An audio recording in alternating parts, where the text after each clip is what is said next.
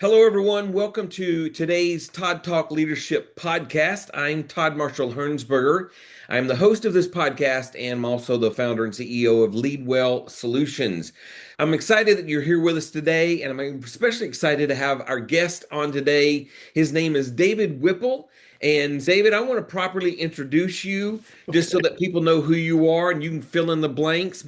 David is the founder of Hope at the Table Ministries.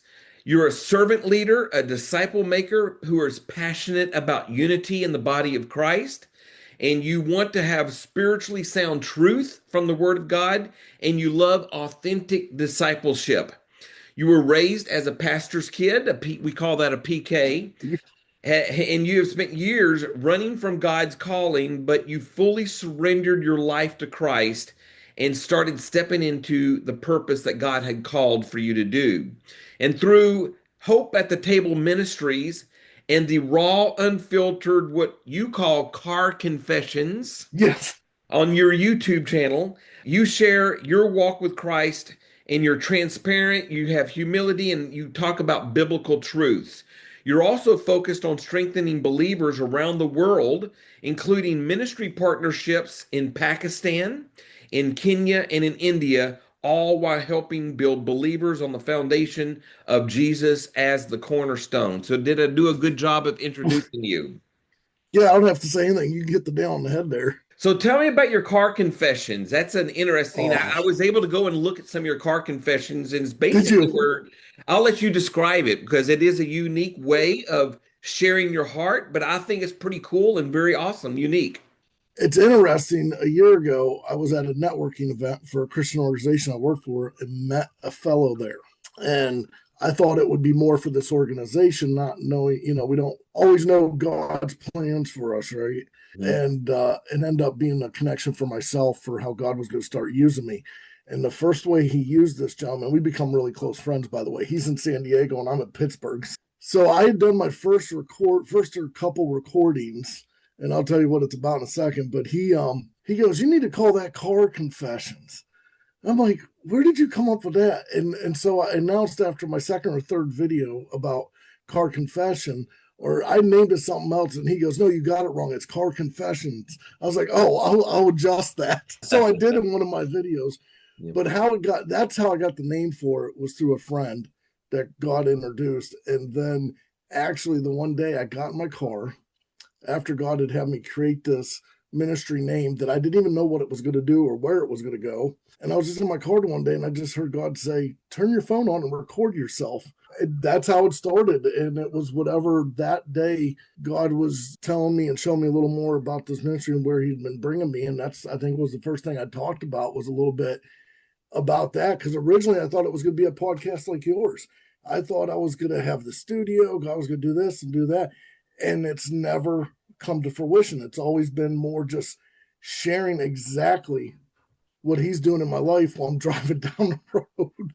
The format that I have seen is that you are literally driving in your vehicle. You have a front facing camera that's facing the road that you're driving, and you see a little picture of you on the side that is facing you in the vehicle, and you're literally driving and talking about faith in God and all things biblical. So that's your Yes. format. Sometimes it doesn't show the road. Sometimes I feel like, "Oh, you guys got to see this. It's snowing." I'm not looking at the phone. I'm looking at the road while it's facing me. I'm always saying Yeah. until, and then the little funny things will pop up. I'll hear the beep in my car, be like, "Well, this ain't good. I better put my seatbelt on." Well, it's definitely raw, but it's great information that you share. And as you already know, coming onto this podcast talks about all things leadership. And I Right. always add the tagline, the good, the bad, and the ugly. The purpose of me creating this podcast, now I'm a dime a dozen when it comes to people who talk on the subject of leadership. So I don't Yeah. claim to be the ultimate authority in leadership, but however, I will reach people that other people in leadership will never reach, and vice versa. Same with you. You will reach a group of people on the subject of biblical leadership that I won't reach, and so forth. Absolutely. But we talk about all things leadership here. And I know one of the hot topics that you are interested in, and it is especially for me, and that's on the subject of what we call servant leadership. There's all kinds, David, and you know this, there's all kinds of models of leadership. I can't name them. There's like 8, 9, or 10 of them. And sometimes people create different new models, but there's transactional leadership, transformational leadership, charismatic leadership. But one of the models of leadership is what we call servant leadership. It has its own unique characteristics. So this is the way you lead. I want you to describe what is leadership to you, and also what is servant leadership to you. I've thought about this topic of leadership probably since I started my college career. And because I was a late bloomer. God had me start college at 36. You already introduced a little bit of my past, so that explains it a little bit, coming to Christ later. So I think it was in a sociology class we got on the topic. And immediately the thing that popped in my head, I can't believe I remember this, was leading by example. And I've heard that my whole life. I've had a lot of good leaders and friends that led by example. The old saying of, I wouldn't ask somebody to do something I wouldn't do myself. And I always believed in that, but that's not servitude necessarily. That could be prideful. Anything that's servitude from Christ eliminates all bit of pride. And the prime example of that, of course, is Christ with the disciples washing their feet. Mm-hmm. That is the number one example, is Christ, and for us to follow. That was the lowest servant's job to do. Yeah. I could have that off a little bit, but my understanding is that's not something just anybody did. So for the Messiah to come, kneel down to wash his disciples' feet holds a lot of weight. And that's our example. Leadership to the average person is kind of like a triangle where the base at the bottom is the widest and the point at the top, just like a regular triangle, is where the leader at the top is where everyone underneath is serving the leader, which there is an aspect of that.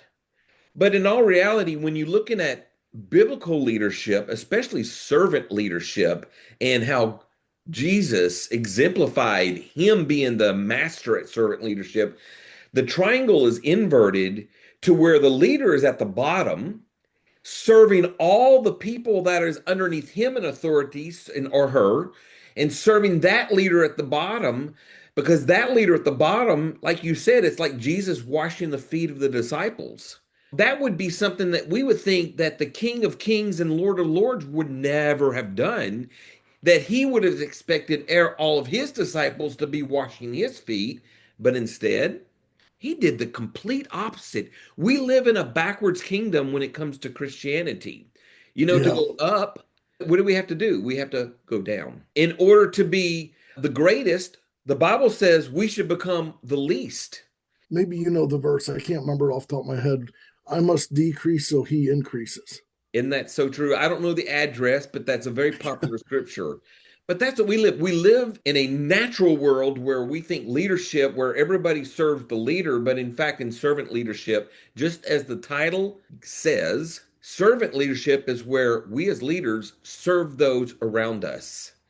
And my job as a leader of leading teams since I've been 19 years old, my job as a leader is to make sure that I am building and equipping the people who are following me to where they become better at what they do, and I'm to remove obstacles from them. So why do you think so many leaders say they believe in servant leadership, but they actually struggle to walk out being a servant leader? Do you have any thoughts on that? Well, that's kind of like how you started this with, there's so many topics and so much information on there on leadership out there, and everybody will reach a different population because no two people are alike. My number one reason is probably sin nature, why I think that. We're all born into sin, because even when I used to lead or try to lead, I didn't think I was being selfish. But when I look back over my life now, I'll be like, oh, wow, I can only imagine what people thought of me. So I think there's a blind spot. I think there's our culture, supply and demand. We're in such a rush mindset. It's hard to stop and think, wow, how did that affect the person below me? maybe more do than what they realize. Maybe they do think about it, but they don't share it. And then sometimes there can be this, I can't show weakness. And Yeah. that's a cult, and it could be a cultural thing, especially in some other countries versus the United States. You brought out a good point because we feel like that as leaders, yeah, we do set the example. We're supposed to set the example of what great and healthy leadership's all about. But sometimes we feel like that we are it on a stick.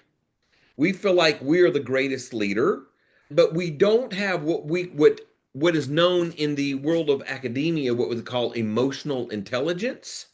And that is where Oh, we're really? Yeah. feeling people around us. What are we sensing about how people are acting and behaving and feeling around us?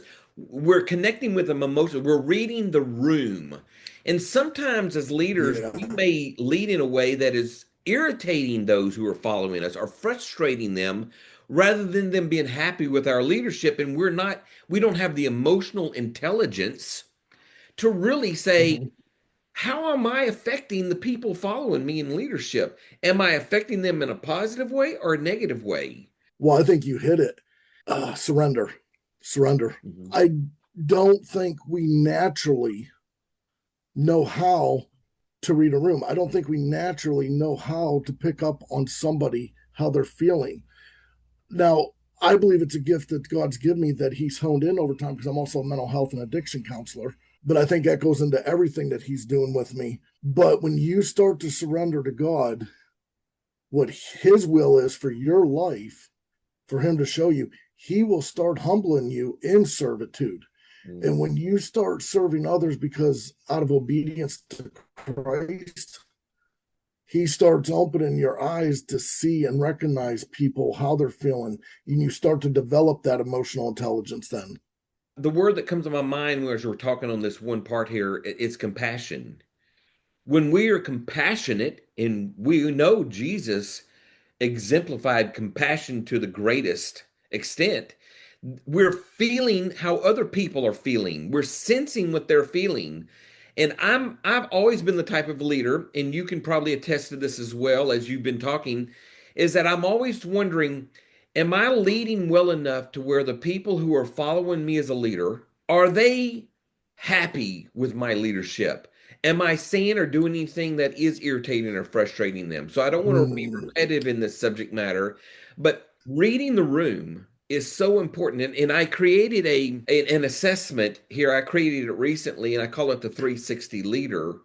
And it's an assessment to where the leader, and I'm going to try to explain it very quickly because I want to give you most of the time to talk here on this podcast. But the leader yeah, you're believes enlightening they're me it though. on a So, stick, and they're, man, I'm a great leader. I'm just, people will want to follow me, and that's an ego when it's like that. But you have the leader who claims they're a great leader, but then you have the followers over here saying, yeah, I'm following them, but they're not as great as probably what they're saying they are. And so the assessment basically allows the leader to do a confidential 30-question assessment on their leadership styles, where I have them answer 30 questions, wow. and it's broken down into different topics and levels of leadership. But also their followers, they also do an assessment of the same 30 questions, but worded differently to where they're assessing the leader that they follow, and it's all done confidentially. So the leader never knows what their followers or their team members are saying about them, but it allows the team to evaluate their leader of how great of leader they are to them. It all submitted electronically to me only. No one sees it. I don't even know Wow. who's turning these assessments in. I don't know names. I don't know email addresses, contact information.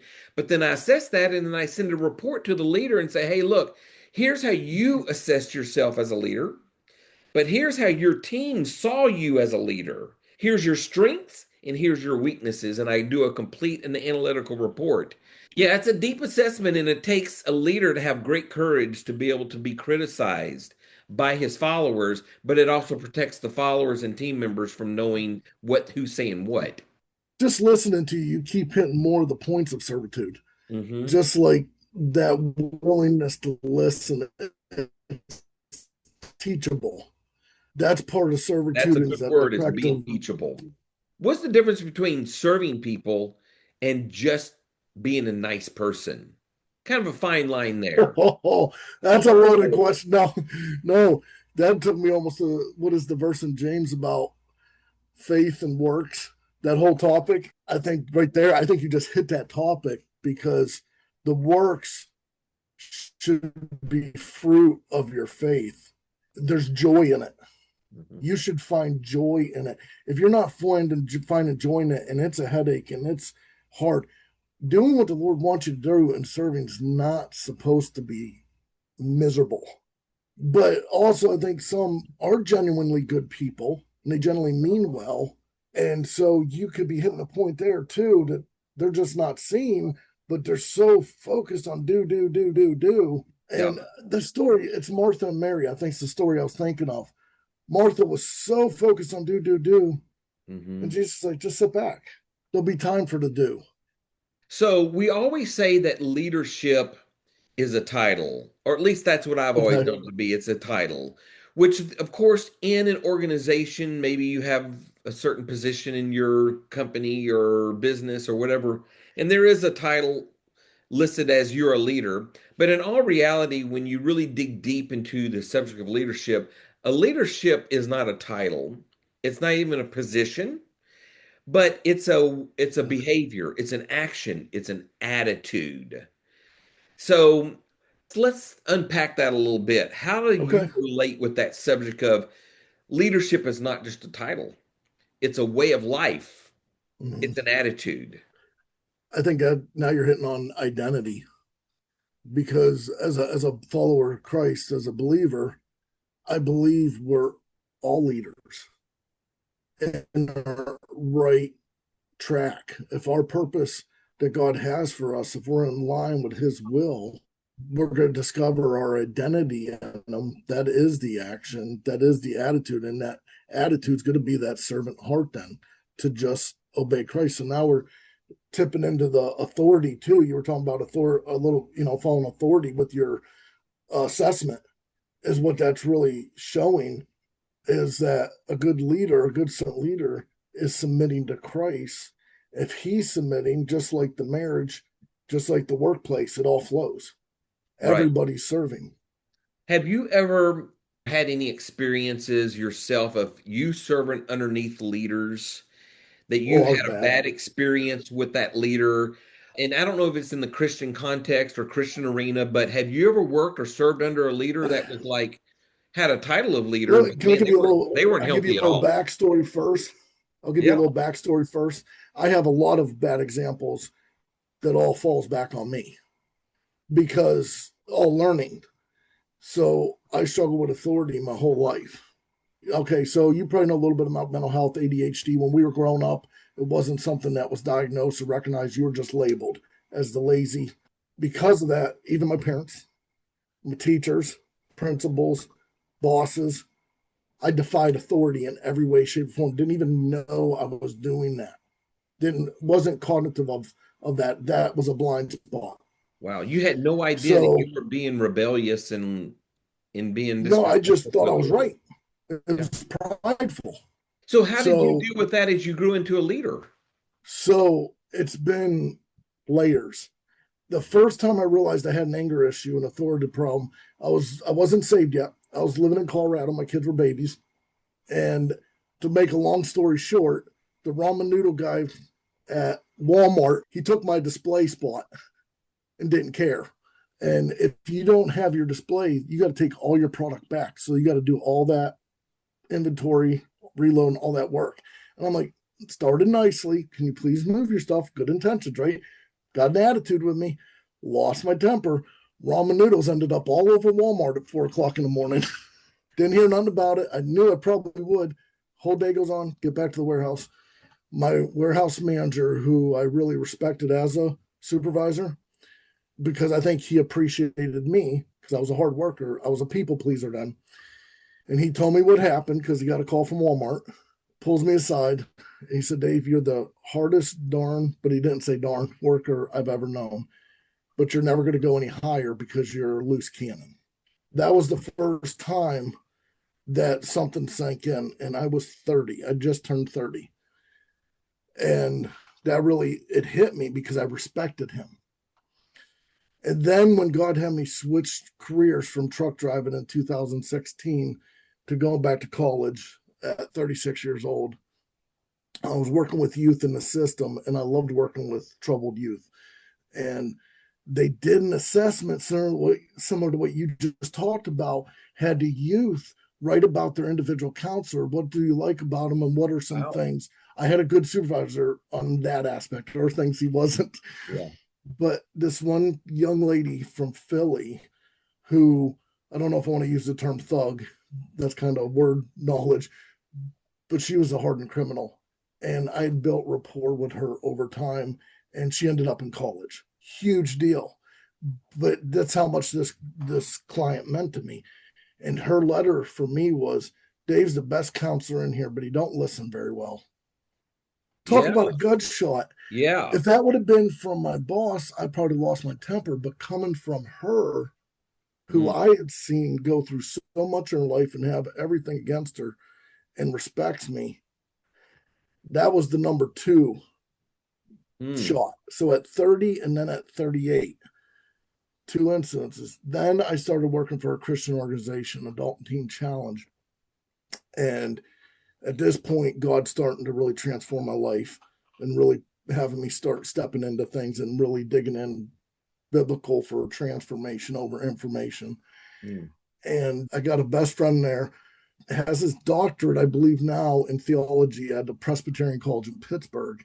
He was a retired officer in Allegheny County, Pittsburgh, for 30 years, retired. You want to learn authority from somebody, God will put it in your life. And our supervisor at the time was a young theologian in his 20s, used me as a scapegoat all the time. And I know now it was unintentional, but it was easy to point at the one. And I probably had the most knowledge of the balance of working with addictions from a world, being a bridge. God kind of used me sometimes as a bridge between the secular and him. It makes sense with mental health and addictions, right? That's part of my identity.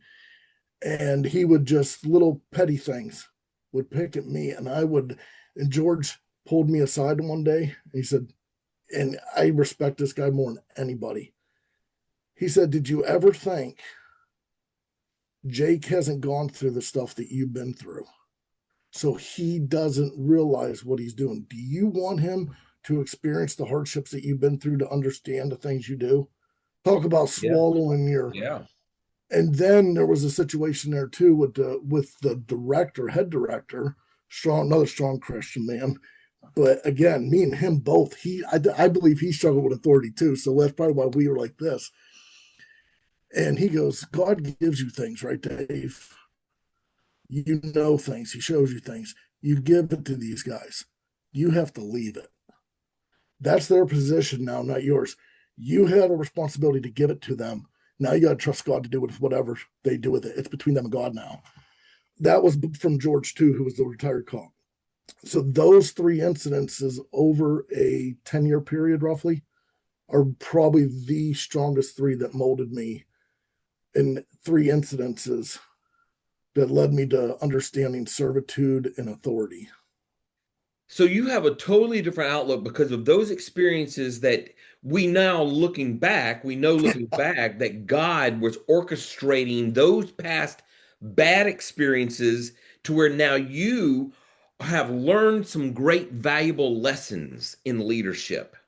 And 2 of those individuals, God actually had me reach out and say, I forgive you. This is over the last 6 months. The one reached out and said, I received that. So usually when I ask interviewees like you who are on my podcast, I ask the question I ask you about, well, tell me about a time you've worked for a bad or unhealthy leader and how you dealt with that.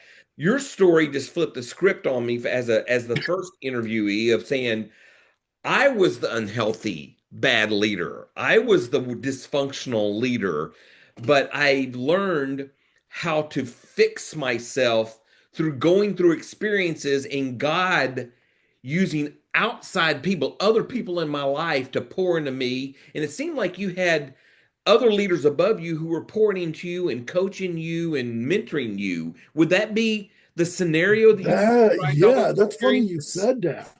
because even when I was just a simple truck driver over the road, I never got a bad trainer.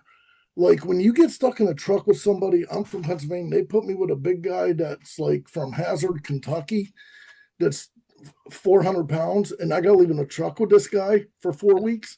But we got along great, and I learned so much on how to manage, how to drive a truck, how to do logbooks, all that stuff back in the day. You don't do it anymore. The computers do it. But when I look back, I was always blessed in positions that I probably wasn't designed to be in because I wasn't following God. But God always protected me and gave me wise counsel, great leaders who were able to teach me. I have such a skill set that it's mind blowing sometimes. I mean, my confidence has come over the last couple of years of God, like my eyes being open and realizing how He's been teaching me and providing for me, and it's all been through influential leaders. So it seems like you've been, which is the trait I'm getting ready to mention is a very healthy trait of a leader to have, and that's Yeah, I guess so. teachability. You were teachable. Maybe at some point in your past, you may not have been teachable, but as you grown and matured, you became teachable to Mm-hmm. where you allowed people to speak into your life to help change you for the better. Was that the scenario you feel like you experienced? You know, it's funny you mentioned it is because the one area I struggled with, my stronghold, you've probably talked about strongholds before, is confidence. And part of my struggle with probably authority and stuff was my lack of confidence because not realizing people felt inferior to me, but I thought I felt inferior to them. And so, yes, I came into being teachable through that for sure. And that's one thing I talk about a lot in the car confessions is and humility is being teachable. Such a great quality to have as a leader, and necessary Mhm. quality to be a healthy leader is to be teachable. I've been hurt by leaders too. I'm careful to say this, but God does give me favor with CEOs, executives, pastors, and He wants me there because some of the stuff you've heard here that He's brought me through because of my choices. I'm the guy you want in your corner because I'm going to support you and say, hey, I've been there. I know what that's like. Yeah, And you have I've an experience. experienced them not listening to God because what God's generally actually doing is speaking through me. It's not me. And they're just not receiving. And that's hard. Yeah, you've been there. There's an old cliche that says a man with an argument is at the mercy of a man with an experience. So someone can have an argument or opinion, but if someone has an experience with something, they will always dominate the outcome because of the experience has been real and authentic. So that's Yeah. kind of what you're describing is you've gone through real personal experiences that allow you to go to other leaders and say, "Hey, I've been there and done that. I'm just not saying words and not have experienced anything exactly. I experienced everything I'm telling you. The good, the bad, the ugly, The good, the literally. bad, and the ugly." That's, So there are leaders who are looking at this and watching this podcast. Some are new leaders, some are wanting to aspire to be leaders, and some are even seasoned leaders. What would you say as we're closing out this podcast on the subject of being a servant leader and anything else you want to share on your heart to leaders who are watching this podcast? listen, listen. That's a hard one with somebody with ADHD. But when you keep talking or you're thinking of the next thought, you're missing something. It could be one phrase an employee says, or even maybe your vice president is saying that they recognize about something, you're missing it. So, Just listening. listen. Well, this is some great information, and we're out of time. But however, I want people to be able to reach out to you in case they want to Yeah. ask you questions, maybe talk with you more, find out how they see your car confessions on YouTube. What are some of the ways people can reach out to you and find out more about you? The YouTube channel, the ministry is Hope at the Table Ministries. And you'll see my face. So it's pretty undeniable. But Hope at the Table Ministries, or I do have the podcast listed on there, even though it's not a podcast yet, it's in the works. But Hope at the Table Ministries, where every story has the seat. As far as the website, God had me start a website at the beginning of the year. It's called hopeatthetableministries.org. Some people want to know what do you do with Hope at the Table, where everybody has a seat to tell their story. Kind of briefly describe that for our So viewers. originally it started with addictions because I have a heart for working with addictions. I have a heart with people that are coming out of jail, been stripped of everything. Those, like here in Southwestern PA, we're part of the Appalachian Trail chain. Hmm. And then the southwest corner is called the Laurel Highlands. And it's just like down in the Rocky Mountains, that area where it's underserved, a lot of underserved, a lot of unheard voices. And originally my thought was that God was giving me this platform to use to give these people a voice, whether it be leaders, whether it be pastors, whether it be someone struggling with addiction, whether it just be a community resource, but like literally giving a voice for these people. But as it's grown, this voice is becoming more global. And just like you introduced me about Pakistan and different things, showing what's really going on. What does it really mean to serve, to be a leader in these areas and really show them who Christ is, and not on a big platform, but in the home, like home churches. Hmm. A single mother in Kenya that we've connected and pray together all the time, who nobody knows about. And she's taking care of her daughter in Kenya. She's a school teacher and preaching and teaching kids the Bible, Wow. giving these people a voice. Because the other point is that believers need to be unified together. We're stronger if we're hearing from each other.